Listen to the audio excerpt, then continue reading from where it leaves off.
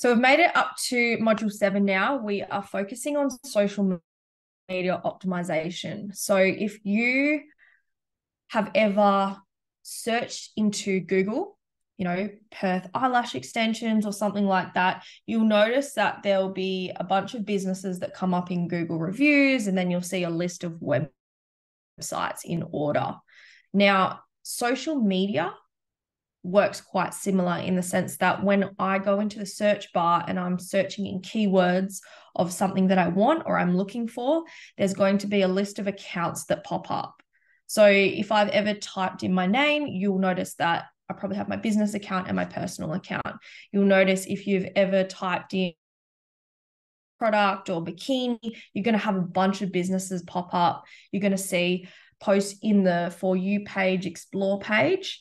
And then you're also going to see some come up under location, hashtags. So we are going to dive deeper in how you can help your account start showing up in more places and make it easier for your ideal client and target market to locate you online. So by the end of this, I want you to have learned how to optimize your Salon social media account to achieve maximum visibility and engagement. Explore best practices for engaging with your followers. So this is going to be teaching you an organic growth strategy. This strategy alone has helped some of my clients that have worked with me go from literally starting out at 50 followers to having over 500 within a 12-week period. Now, keep in mind that this is when you're implementing the strategy consistently, you'll notice that you'll have better results as well as creating valuable content. Then it will also help you reach a wider audience and get more eyeballs on your account and content. So what I'm going to do is make this super simple. If you've got any questions in between, drop something in the chat and we can have a talk about it. So like I was just speaking about when I started, SEO stands for Search Engine Optimization. Now, basically, when I type in keywords, there's going to be a bunch of accounts that show up if they've set up their name field correctly. So on Instagram, you have two different things. You've got your username, which would be, here we've got Steezy Studio Lashes by Sweden. So that's their username. But then they've got their name field. And so in your name field, you don't want to put your business name because it's already in your username. The idea of the name field is that it's going to help you rank in the search engine. And we want you to be using keywords that are specific to either the service you offer, the niche you're in, and your location. So here you can see I've tried a different combination of now my keyword or my key service or niche is eyelash extensions. And then I've used Perth. So I've done eyelash extensions Perth. I've done Perth eyelash extensions. I've done Perth lash tech, Perth lash technician, Perth lashes. So as you can see, different businesses have used different keywords. And I would be first asking yourself, or even ask your clients, what would you search for? Would you be searching for eyelash extensions Perth, or would you be going for a Perth lash tech? What are the keywords that most people would be searching for? Now, as a general rule of thumb, the best way to see what's popular is to actually type in the different combinations and see what's most popular. If you can see here, now, I had, just to give you a bit of context, when I searched up eyelash extensions Perth and Perth eyelash extensions, there are probably about 2 to 3 screenshots worth of businesses. But if you look here at Perth lash technician, there's only 1, 2, 3, 4, 5, 6 that have used that. So Perth lash technician, not as popular. I probably wouldn't have used that one. But the ones that are popular, I probably would have gone for either Perth lashes, Perth eyelash extensions, or eyelash extensions Perth. Now, these are the keywords I use, but if you look at what other people are using, you can kind of see that either way, it's still ranking in there because they are a combination of those same keywords. So it doesn't matter too much about the order of it. The most important thing is having the keyword of your service and your location, because ultimately when people search for those things, they're going to come up. But ask your clients and just get the feedback of what they would be searching for, so it can give you a clear idea of what you would use. So if you're a tanning studio, you might search in tanning Perth, Perth tan studio, and see what's ranking, what's popular, and then kind of make a decision from there. Now, I will preface this. When you go to change your name field, you've only got 2 opportunities to do it. And if you stuff it up, what will happen is Instagram won't let you change your name for another 14 days. So get really clear on what you want your name field to be 100% on it, and then change it. Don't just put it in there, think, oh yeah, that looks all right, and then decide to change it. And then you're like, no, actually, I preferred it this way, because you won't be able to change it for another 14 days. Now, with your bio also is interlinked with the algorithm and SEO. So what you want to do with your bio is make it really clear on who you are, how you help people, what it is you're offering. Because it's like I say with videos or anything like that, it's the first 3 seconds that you have to capture someone's attention. So like I was saying, use that name field to share your top targeted keywords in relation to your niche, the services you offer, and location. So if you're offering eyelash extensions and lash lifts, I would say lashes would work well. If you're offering brow styling, for example, brow lamination, wax and tint, dye, henna, all of that stuff, that could go under brows or brow styling. If you're offering PMU services, you might but also kind of think about what your ideal client would be using in their terminology. Because for me, as someone who didn't know much about the beauty industry before being in it, I would have called or searched for cosmetic tattooing over PMU. So just think about the language that's going to be familiar to your ideal client and what they're going to type in. Tag related accounts if you've got any. So for example, if you had other staff under your brand, if you have a product line, if you have something that's related to your business, but it's maybe a branch or a different account, you can have that in your bio. I like to include relevant information about the services or products I offer and what my unique selling point is. So how do you help people? This is what a lot of people do wrong. Like, you can use your highlights to tell everyone about what services you offer, really. If you've already put it in your name field, what kind of niche you're in, or the services you're offering, there's no need for you to put massage, waxing, tinting, every other. What would be more valuable and more important to include in your bio is your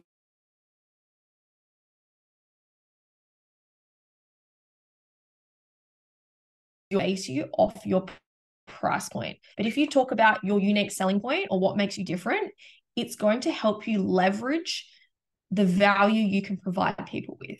And when they see value, they're going to be focusing on your experience, your offer, how they're going to feel, all of that stuff, over just looking at the price point and then judging you versus the next salon.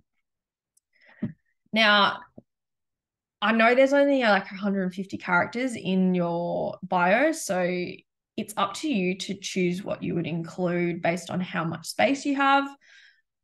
But if you've kind of got a statement in there talking about your unique selling point, you could also, and you had some characters left over, you could add credibility. So you could say how many years experience you have, or, 5 times certified, 3 times certified, whatever that may look like, to help build social proof, trust, credibility, all of those things. Now, one thing that I see a lot of people miss and don't do is have a clear call to action at the end of their bio. So having a clear call to action is super simple. All it needs to say is book now, book your free consultation, find more information visit our website here, whatever it is you're using, as in your link. Like, I don't know if you direct people to your website or you direct them to your booking link. You include a call to action that is really clear on what you want them to do. So if you've got the book now button set up, then you could say, click the book now button or whatever, book now through the button, whatever it is, just make it really obvious to people. Another thing, make sure you've got all your contact details in your Instagram bio. I can't tell you the amount of times that, you know, clients might be late or they're searching and they're trying to go through their emails or whatever. They just want to look at your Instagram, find the work phone number, be able to send you a text. So make sure you've got that in there. I like to say choose the perfect Instagram profile pic. Now, there's two things I would recommend, like two options here. You either have, if it's a personal brand in your face, a really clear image of your face, a professional headshot, not some iPhone selfie with really bad quality. We want nice, clear, crisp, professional. Or have a clear, easily to read, perfectly contrasted logo. So it might be a sub logo. If you've got a lot of writing in your logo, it might be just the, you know, 2 capital letters or something like that, a sub variation of your logo. And some tips here that I've seen issues with is people sometimes will use like a really, really light colored background with a white font, and I can't even make out or read the logo. So ultimately, you want your logo to contrast nicely against the background. So it's really easy to, I guess, make out that it's actually a logo and what it's about, but it's also memorable. Because when that gets shared onto people's stories, when I see your post pop up, I want almost this subliminal, like for me to look at your logo and be like, I know that's you. You want it to stand out. And then the last thing is strategically use Instagram stories and highlights in your bio. So obviously you've got the written component of your bio. As we break down further into the story section, I'd recommend having an about me or start here one, because for anyone who comes across your profile or is checking you out, maybe you've done a brand story post, or maybe you've spoken about your, but unless you've got a really carousel slide that alludes to that, people aren't going to scroll that far to find all of that information. And like we know with stories, because they're at the top, people are always going to be clicking on them. So if you had an about here, about me or start here highlight that talks about who you are, what your brand stands for, how you help people. In that first module, we spoke about your mission statement, your values, your vision statement, all of those things I would be including in an about me or start here highlight.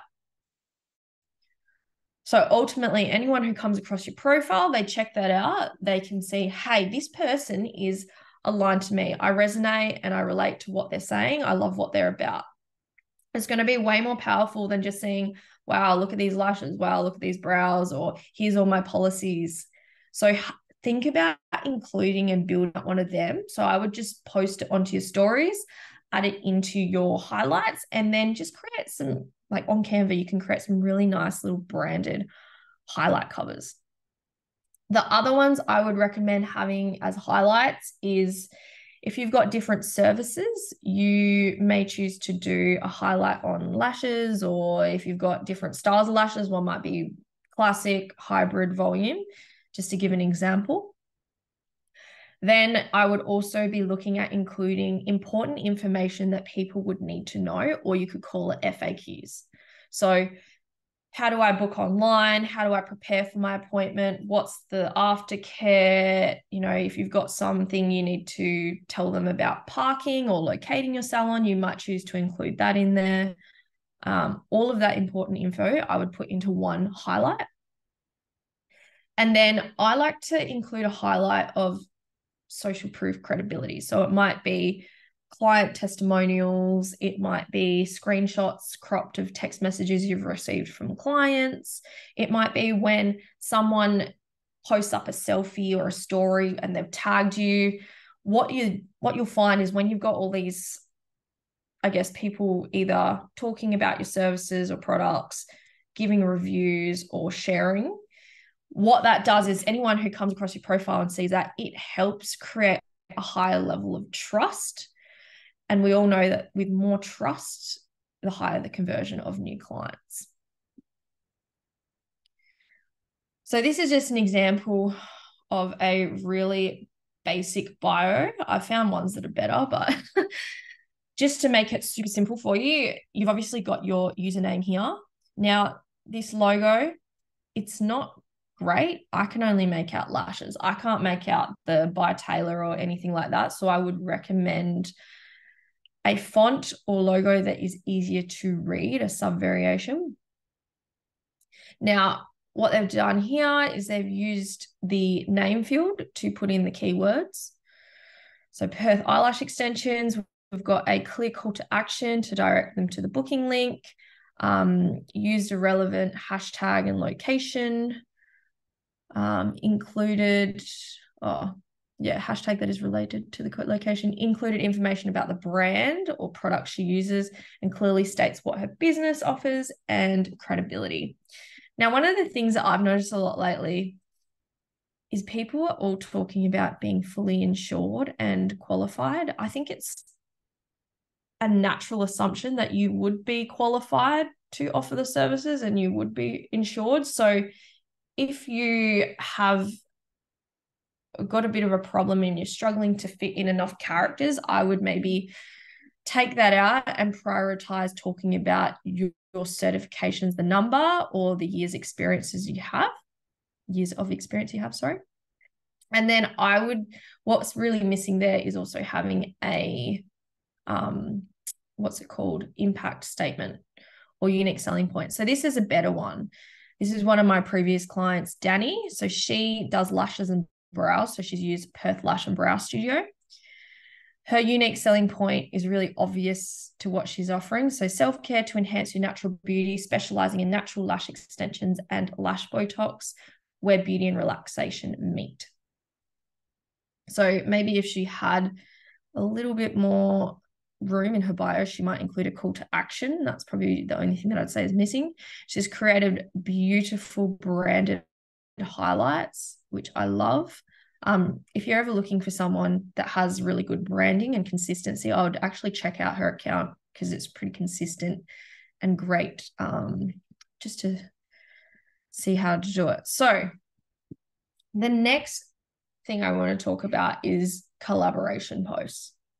So what is a collaboration? An Instagram collab is a single co-created feed post or reel that shows up on two profiles at the same time.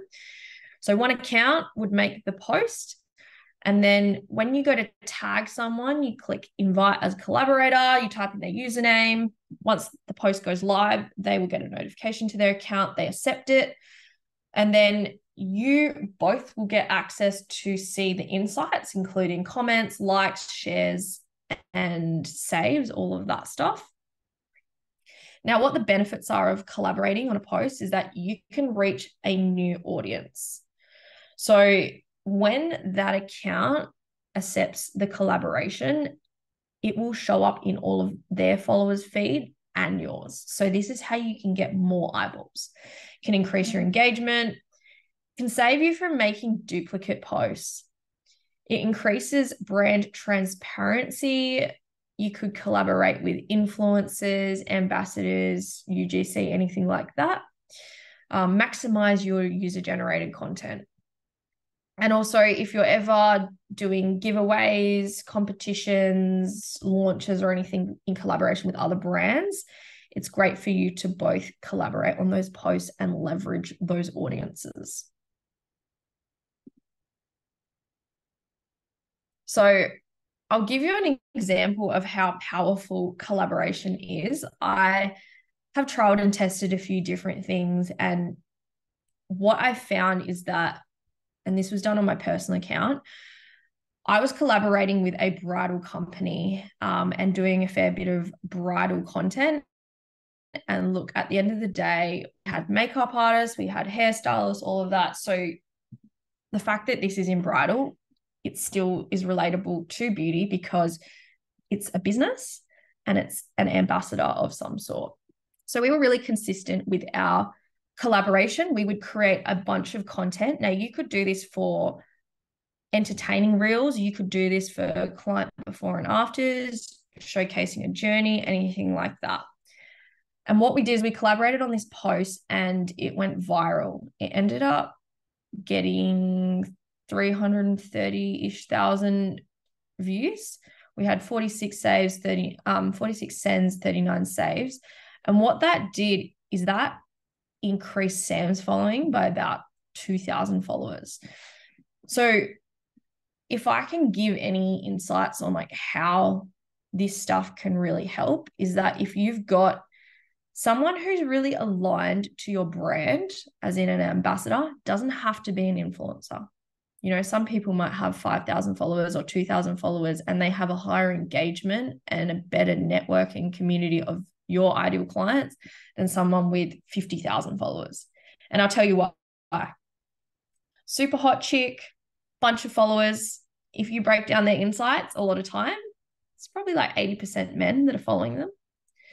But you might find someone who has a lesser following, they have the same values as you, they have similar interests, and you think they would represent or add value to your brand, leveraging off them and getting them to create user-generated content, especially if it's done consistently over a longer period of time. What that will do is that will build up a high level of trust, and it will allow you to leverage off each other's audiences to both build and get maximum exposure. So creating a collaboration is really simple. I did explain it before. So all you need to do is choose your images, your reel, your content of whatever form it is. And then click the tag when you go to post, invite collaborator, search up, and then confirm. And then you're pretty much done. It's really simple. Now, if you want to accept a collaboration, this is what it will look like for the person who has invited you. This is what, if you invite someone, this is what it will look like on their end. Or if you get a collaboration, this is what it will look like on your end. So you'll get a message notification, say view invite, and then it'll say this person has invited you to be a collaborator. You just click review and then you click accept. Now, if later you're like, oh, this doesn't suit my feed or anything, you can archive it or you can remove yourself from the collaboration and then it will come off your feed and it won't have the link to collaboration on the other person's feed as well. Now, I'm not sure if you guys are familiar with the whole trending thing. So trending audio is one of the more popular ways to get found on Instagram. Reason being, reels are blowing up. And what happens is when you use a trending audio, if that trending audio you've jumped on while it started trending and then it starts blowing up further and further, your video can potentially get ranked towards the top. So whenever anyone goes to click onto that audio and use that audio, your video is getting more views, more exposure, and going viral next to the original audio as well. So choosing a trending sound can boost your increase your chances of going viral and content in front of a whole new audience. Now, you need to have your account on Creator. If you're struggling to find access to normal music or all the original sounds, then it may be because your account isn't on Creator. So I highly recommend you change your account to Creator. If you create a reel with a trending audio, try post it ASAP. Don't let it sit in your drafts folder for 2 to 3 weeks. And then by the time you post it, the audio is not trending anymore because you won't get the same kind of opportunities you may if you jumped on it sooner. And then scroll through your feed for 10 to 15 minutes, see which ones have a trending arrow, which looks like this. So you'll know the audio is trending when you see it has the upwards arrow and also we'll say trending.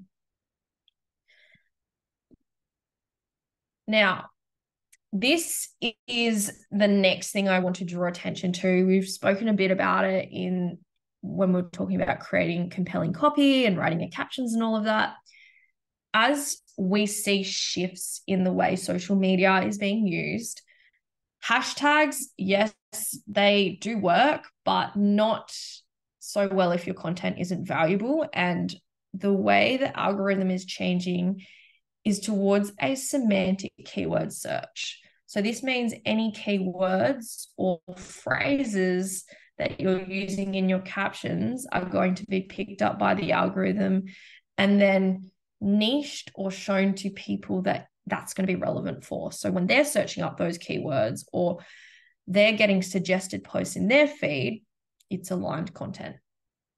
So think about the keywords people would be using when searching for your business, your services, your products, what it is you're offering, what are those keywords?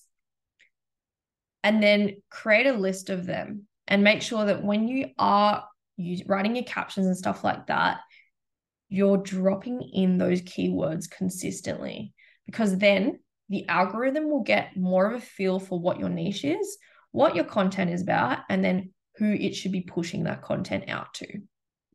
So keywords are pretty much, bottom line, the new hashtags. So if you're sitting there and not using a bunch of keywords or key phrases in your content, and you're simply relying on hashtags to help your content perform, I'm sorry to break it to you, but that's no longer how it is working. Yes, hashtags will help you niche in a sense, but you do need to be creating valuable content and using specific or relevant keywords to what you're offering in your captions. So this one, location, I would hope that most people would naturally tag a location. If you're not tagging your location, there is a decreased level of trust. It's shown that when people tag their location, it increases trust with your audience. And also, number two, you're potentially missing out on showing up on more areas online. So always remember to tag your location in each one of your posts. Adding a location makes it easier for you to reach potential customers as well as for users to find you. It ensures your content shows up in more searches, although users can't currently follow locations like they can with hashtags. So posts with a tag location result in 79% higher engagement than posts tagged without a location. People who click on it can view all the other posts that have been uploaded on that location. More exposure means more customers, and more customers leads to more profit. So I consider trialing and testing by tagging your city, your local suburb, and maybe surrounding suburbs to see what's working best for you in terms of exposure and reach. So if you had a client come in, I would get them to tag your business location. But if you're tagging and you're doing your content and posts, I would be thinking about the main city or area, because when people are searching, they're not going to be looking specifically for your business location unless they're having a stalk of your business. But if they're coming across like, okay, Perth, or I'm looking specifically in my area, for example, I'm in Crawley or, Nedlands, I would be looking in those locations. So hashtags. Now you've got a handout of this, so you can refer back to this at any time. There's a bunch of different hashtags you've got, and I recommend making some hashtag sets that you can use. So they're either specific to the service you have, the type of content, like your branding and content pillars that you're posting about. So here's some ideas. You've got your location-based hashtags. So these are relevant to your immediate location, surrounding suburbs, city, or state. You've got your business hashtags, so hashtags that are relevant to your business in your city. You've got niche or service-based hashtags, so these are the ones that are relevant to the services you provide. Combined, so like I was saying with those keywords that you're using in the name field, this is a combination of your location, the niche you're in, or the services you offer. Then you've got your ideal client ones. So these are more in relevance to who your ideal client is, what hobbies they have, interests they have, popular hangout spots they might be at, or events that might be coming up and they're attending. And then you've got post related. So what is the content about in your post. So next up, we have engagement. This is an engagement strategy that can help you organically grow your audience. Basically, all you need to do is be really clear on who your ideal client is and think about where you can find them. So to give you some inspiration, you could find them in the location. You could find them in hashtags. You could find them in people that offer complementary services to yours. So if you're a nail tech, you might be looking at a hairdresser, a lash tech. If you're a skin therapist, you might be looking through cosmetic clinics. And then you've also obviously got your competitors. So people that are in your area that are offering the same kind of services as you. Now, what I will do is I will go onto those places and I will locate my ideal client, and then I will engage with them by following their account, liking a few of their photos, and commenting on one of them. You don't have to follow them, but I find it works better that way. It's kind of like when you receive those cold DMs from people and they're like, oh my gosh, love your work. And I'm like, you're not even following me. And, you know, it feels so fake. So I've actually found that following them has created a better chance of me getting followers back as opposed to just liking and commenting. And the good thing is when you follow their account, if they follow you back, you can engage on their content, you can engage on their stories. And when you're doing that, you're building more of a relationship and rapport with that person. And yes, it may take longer than just this instant gratification, they become a client. But what will happen is you will create loyal fans by doing this.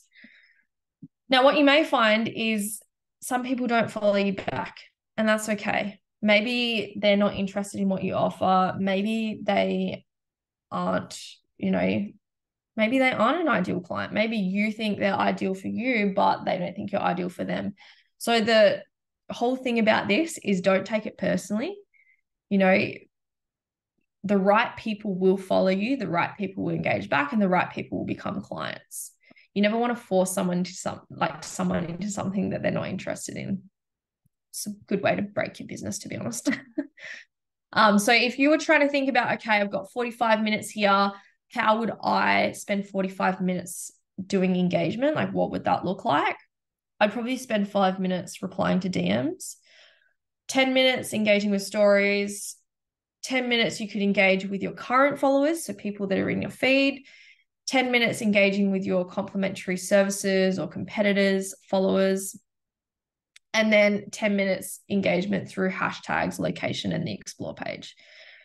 Now, look, if you only have, 20 minutes or 15 minutes, then doing that is going to be better than not doing it at all. I personally have found that engagement is one of those tasks that it's good to start out with, understanding who your ideal client is, how it works and all of that. But you may find if you don't have enough time, this is a task that you may choose to pass on to a team member. So if you've got staff and they've got a gap or something like that, and you haven't got any tasks for them to do, you could get them to do the engagement for you. Or you may look at outsourcing this task via Upwork or Fiverr of one of those platforms where someone can do this on your account for you.